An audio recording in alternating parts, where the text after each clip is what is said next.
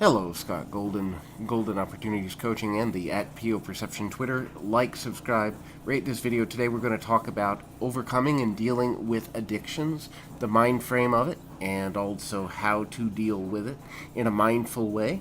And as a coach who helps people deal with all sorts of desires to change, one of the most common things I help people deal with is the desire to change addictive behaviors. Addictive behaviors come as a result of three things: emotional state, biochemical state, and habit. And so when we're looking at that, the habit of taking on an addictive behavior is to kill pain or to experience pleasure, or a combination back and forth of both. You are more than enough to overcome any addictive behavior you may have, but pouring the energy from that addiction into something else is also a prerequisite to feeling empowered enough to beat the odds. You also must begin to understand that your brain has convinced you, at least in part, that you need whatever that is: sex, drug, alcohol, repetitive thought, negative thinking, or any other thing that you would become addicted to. Your brain is convinced that you need this thing in order to survive, in order to thrive, in order to feel good, in order to experience yourself. Now, that's not to say there isn't also the biochemical of dependency, especially with harder drugs. But here's the thing. It all comes down to being mindfully aware that all you can control in this moment is this moment, and therefore you must give yourself permission and an ability to forgive yourself for the past. Nothing good lives there, because all that lives in the past is the memories, mostly, especially for an addicted person, of the things you've done wrong, and nothing is in the future except the possibility that you can control the moment. Also understand that when you're dealing with addiction, there is a essence of a human need that you are meeting through the addictive behavior. Now, those human needs, as first spoken of by Dr. Abraham Maslow, are security, variety, significance, love and connection, as well as contribution and growth. And so if you feel that you're getting one of your needs, or many of your needs, multiple of your needs met through the addictive behavior, if you're feeling significant when you drink, or socially connected when you drink, or you're giving yourself variety of changing your emotional state, or all of those things, you then begin to understand yourself as needing this thing or craving this thing in order to survive, in order to thrive, in order to make it through daily living, and all of these other uncomfortable, often, things. And so dealing with addiction is more about understanding what triggers you to go into the addictive behavior, what thoughts, feelings, and emotions you have, finding a replacement activity to get you through those moments, the mindfulness of realizing that the craving or the desire to engage in the behavior will pass, having a list, an active list of things you can do instead, alternative behaviors that are manageable for you. Now, convincing yourself that you're just going to feel better and won't want to do it anymore, one of the most dangerous things you can do. If you have an addictive body type, or an addictive mentality, or an addictive mindset, you're going to have it, maybe not forever, but longer than you want it, because there is a biochemical nature to it. Now, finding a higher power to believe in, whether that's a god, a goddess, progress, a hobby, anything that you can use as a power greater than yourself that you care about believing in enough to motivate that change, is also helpful. And giving yourself forgiveness for the things that you have done when involved in the negative behavior prior is also exceptionally useful. When you begin to beat yourself up over the things that you used to do, or did, or could do, or have done, or whatever, you make yourself more susceptible to the likelihood that you'll go back into the addictive behavior. This is because you've rationalized within your mind, within a matter of seconds, well, I messed up once, I can do it one more time and worry about it tomorrow. But the mindfulness of the present moment is part of the recovery process. finding ways to give back to your community as well as yourself, but give in balance, as in taking care of self-care and self-love, is also important. It's an interesting stick or interesting way to be, because you have to be able to find the balance between giving and loving yourself. And most often, those who struggle with addiction are individuals who don't take care of themselves very well, in other words, the martyr, or the people who feel the need to constantly take care of themselves and struggle with being almost self-centered, or finding it extremely difficult to connect with others, because the pain that they are experiencing is one of the main reasons that they would utilize or use the behaviors and use the addictive substances or addictive patterns to deal with things. Now, understand too that truly conquering an addiction is a belief system alteration as well. And that belief system alteration is, I am capable of getting to a place where I can change my behavior as I have never changed it before, in this moment, and in this moment, and in this moment, and one moment at a time. And so often, there are 12-step groups, there are groups that would say, from Alcoholics Anonymous, Narcotics Anonymous, Gamblers Anonymous, and the like, the whole anonymous group, that would say we have to, admit our addiction is permanent, or that we're always in recovery. My alteration to that would be the following. Admit that you have an addictive personality type that could always come into play, and find an outlet for it that works for you, that is progressive and not destructive.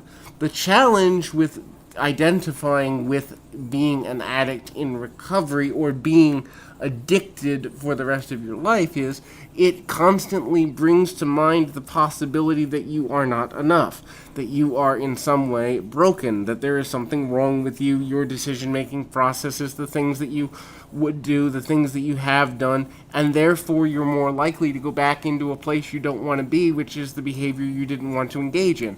Also understand that finding beauty in small things is a necessity when it comes to breaking addictive behaviors. Finding a different way to change the way you view the world is essential to overcoming those challenges. The reason is you have to be able to see beauty where you haven't before. When you see that beauty, what you're also seeing is an option to focus on something different. When you master the art of focus, you begin to understand that every choice you make matters. And it's not the choices as it relates to the things you cannot control that you ultimately want to focus on. Instead, you want to focus on your ability to control your reactions in the moment, to allow yourself to get to a place where you are emotionally and spiritually and mentally and physically well. And this moment is all that you have. Every time you go into the what if this happens, or the what if mode, it is also important to look at yourself and say, what if I was able to conquer one more time this thought pattern, this behavioral pattern, and also understand that if you're around certain people who cause you to think more about what you used to do than what you can do, if you have a group of people around you who are focused on the past and not the future, these are individuals that you will have difficulty in connecting with, or in trying to really firmly and fully identify with, as it relates to your recovery or change of focus. When you begin to understand that you cannot and will not ever completely beat out of yourself the tendency towards repetitive patterns, it doesn't mean that you'll never have a temptation again. Now, there are some people who say, I've never been tempted, but when I look at that, I would say, are those people being completely transparently honest with themselves? To have no temptation whatsoever is to mean that one has mastered completely the ability to control emotional state in such a manner, in such a way, that they have found a solution and way to pour that energy forward into something else in a meaningful and really focused fashion. Now, that's not to say that cannot happen, but if you're trying to see yourself in a new light and you're constantly focused on what you're not doing, that when you focus on what you do not want, you bring attention to it. The attention you bring to it makes you more likely to do it. And so the other thing too is understand that you do not have to be anything other than yourself to be loved, valued, and valuable.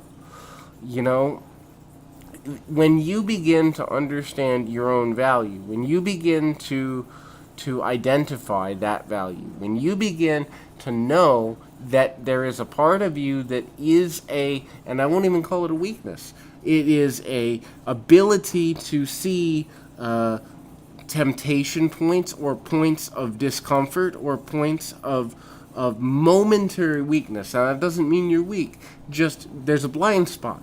And for an addicted person, you have to be able to admit in terms of mastering your emotional state that you have blind spots, and that to some degree you're always going to have the potential to have blind spots. Now, that doesn't mean you're a bad person. It also doesn't mean that you can't refocus them. And it also does not mean that anyone else is going to understand your journey to mindfulness in the same way that you do. The same process will not work in the exact same manner for two separate people, because your relationship with how you recover, your relationship with how you see yourself, is a unique, individualized process. When I coach people that have been through any level of addiction, the first thing I say to them is, imagine how strong you have to be able to want and desire to change this behavior. The strength of that has to be harnessed to allow the change to stick and to allow the change to become central to your daily life, to your daily thought patterns, to the way in which you live and what you allow yourself to do and where you allow your thoughts and energy and actions to go. When you begin to say, well, I'm not good enough because I've done this in the past, or when you begin to say, I don't know if I'm enough to get through this moment right here, right now, but I know that I've gotten through other moments, and all I have to do is count, 5, 4, 3, 2, 1, and I made it 5 more seconds. Sometimes it's just as simple as get through that second, because the person you are in the craving is not the person you're going to be when the craving passes. Understanding that the craving isn't the definition of your identity is central to mastering any sort of control over an addictive tendency. When you begin to understand that who you are is not defined by what you have done, but by what you are doing and who you are becoming, then you will find it easier to own the moment, to be able to stay sober, to own the moment, to be able to stay clean, to own the moment not to engage in negative thinking or negative behavioral patterns, because it's the art of becoming at which you're giving away when you go back into a negative behavioral pattern. And that art of becoming, which is something all of us deserve and most of us, I think, desire, is something that you should really look at on in a deeper level, from a deeper perspective, so that you can go, you know what? I may not feel good right now, but I'm going to feel better in a minute, in a few minutes, in half an hour, in an hour.